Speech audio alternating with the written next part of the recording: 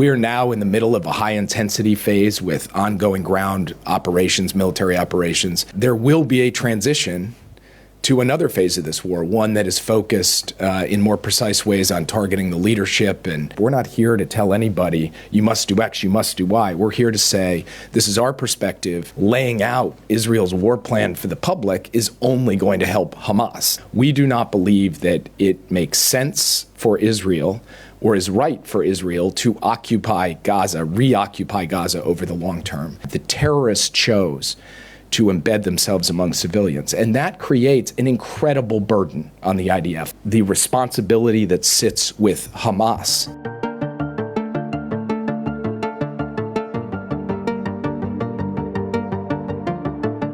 As President Biden has said many times, Israel has a right, indeed a duty, to defend itself against Hamas, a terrorist group that committed the worst massacre of the Jewish people since the Holocaust, that used rape and sexual violence to terrorize Israeli women, that continues to hold hostages, women, the elderly, the sick, the wounded, and hide in tunnels they've purposely built under civilian infrastructure.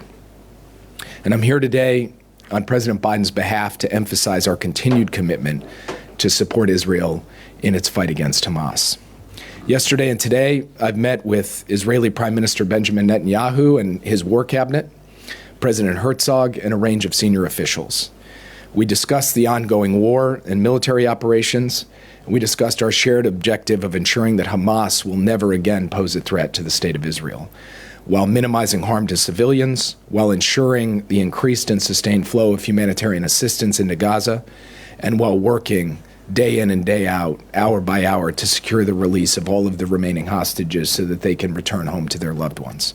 The administration has made it clear that you are hoping that this fight will transition at some point from this high-intensity phase to a lower-intensity phase. What are the Israelis telling you in terms of the conditions that are needed for that to happen, and how does that sync up with your preferred timeline? When Israel launched this campaign to root out the terrorist threat that Hamas poses to the state of Israel, it made clear from the beginning that this war would proceed in phases. We are now in the middle of a high-intensity phase with ongoing ground operations, military operations, in both the northern half and the southern half of Gaza. But there will be a transition to another phase of this war, one that is focused in more precise ways on targeting the leadership and on intelligence-driven operations that continues to deal with the ongoing threat that Hamas poses. The conditions and the timing for that was obviously a subject of conversation that I had with Prime Minister Netanyahu, with the war cabinet, with the leadership of the IDF, with the defense minister. And I think it's really important that those conversations take place first in a spirit of partnership. We're not here to tell anybody, you must do X, you must do Y. We're here to say, this is our perspective as your partner, as your friend. This is what we believe is the best way to achieve both your tactical and strategic goals. And then second, it has to take place in private because we can't telegraph for the enemy what the plan is. So I'm not going to speak to timelines, and I'm not going to speak to conditions here from the podium. What I am going to say is that we had a very constructive conversation yesterday about the transition from the high-intensity phase forward, and we expect that that will occur in the future. When exactly that happens and under exactly what conditions will be a continuing intensive discussion between the United States and Israel, and I will make sure that that conversation, at least as far as I can do it, is going to take place behind closed doors. The Defense Minister Gallant told you in your meeting that it will take months to defeat Hamas. And to my understanding, he refers to the high-intensity operation. Netanyahu also says similar things. The question is, what will happen if in a few weeks or even 2 months, Israel will say to the United States, we have not finished the job in this high-intensity way, and we need a few more months, maybe 6 months. What will be the response of the American administration? Will it reduce, for example, the military aid to Israel? And is the Prime Minister's statement that the day after defeating Hamas, military control should remain in Israel's hands, capable to if it's acceptable to the American administration? As I said in a TV interview last night, what I heard Minister Gallant to say was that the fight against Hamas is going to take months. And of course, we agree with that. This fight against Hamas, a deeply entrenched terrorist group in Gaza, is going to take time, and it's going to happen in phases. And we've said that from the beginning. And so there's no contradiction between saying the fight is going to take months and also saying that different phases will take place at different times over those months, including the transition from the high-intensity operations to more targeted operations. We had a very good discussion about how that transition will occur and under what conditions and on what timeline. And we will continue that conversation. Secretary Austin will be here soon to continue it in detail. And again, I'm not going to get into the specifics of that for the reason that laying out Israel's war plan for the public is only going to help Hamas, and I don't intend to do that. But I did not hear Minister Gallant or Prime Minister Netanyahu yesterday to say things that would lead me to feel I need to answer the hypothetical question of if then down the road. We will work together in partnership, in coordination, and we will continue to supply our ideas, our perspective on what makes the most sense for Israel, both strategically and tactically. And I would also add that from our perspective, distinguishing between innocent Palestinian people on the one hand and Hamas on the other hand is not just a moral question, though it is a moral question because innocent people's lives should be sacred and protected. It's also a strategic question for Israel.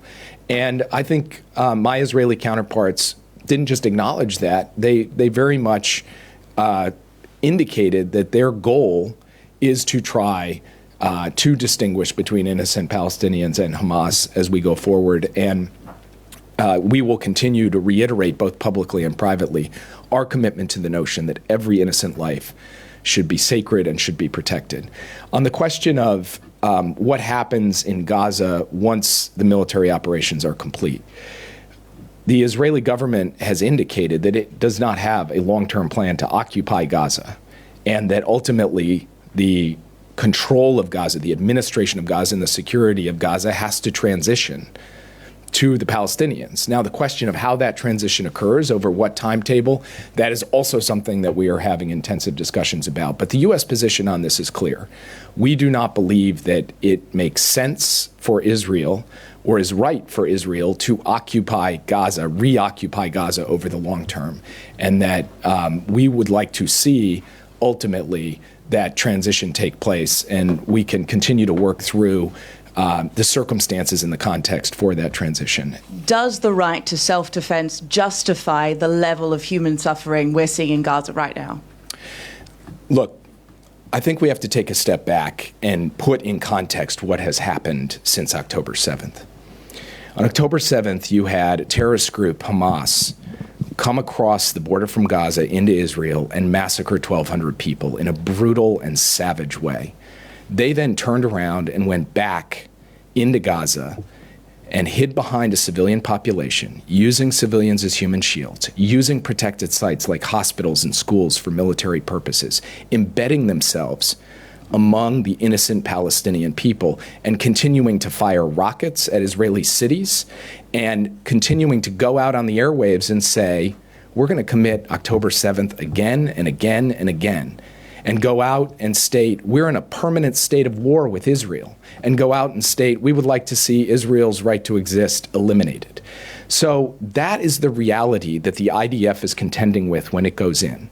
It doesn't have the opportunity to meet Hamas on a field of battle in a way in which civilians are off to one side and the terrorists are off to the other side. The terrorists chose to embed themselves among civilians, and that creates an incredible burden on the IDF, a burden that is unusual for a military in today's day and age. Now, that burden does not lessen the IDF's responsibility to act in a way that distinguishes between terrorist targets and innocent people, and to take every precaution to protect civilians and minimize the loss of life.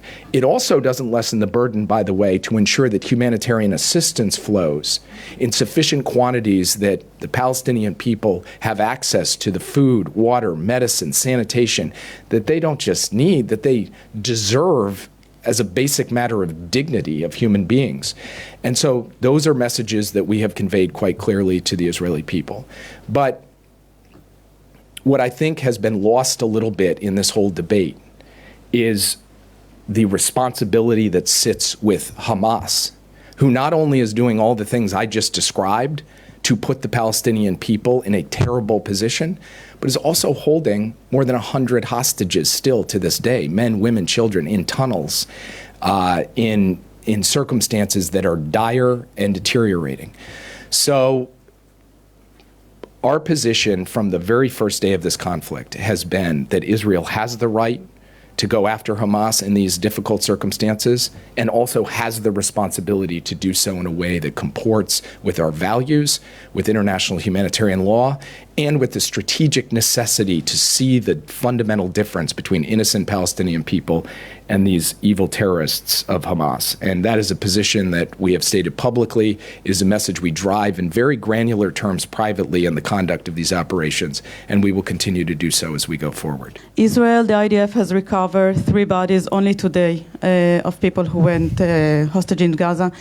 Do you think Israeli officials understand the necessity of, or the urgency to bring everyone home as soon as possible? I believe it is a priority of the government to bring everyone home. I heard that in stereo yesterday in my conversations. It is a paramount priority of the United States for our citizens, but also for all of the rest of the hostages.